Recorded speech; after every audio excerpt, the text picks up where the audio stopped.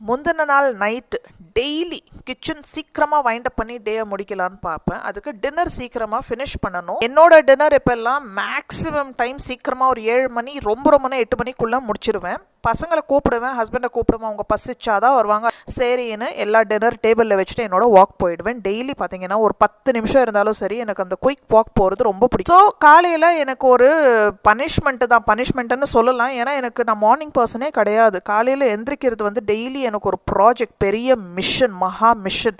So ரொம்ப ஒரு மாதிரி லெத்தார்ஜிக்காக தான் எழுந்துப்பேன். நான் முந்தின நாள் ஒரு 5 hour தான் தூங்கியிருப்பேன். ஆனால் எனக்கு நைட்டு 9-10 மணிக்கெல்லாம் தூங்குற நல்ல ஹேபிட்டே கிடையாது.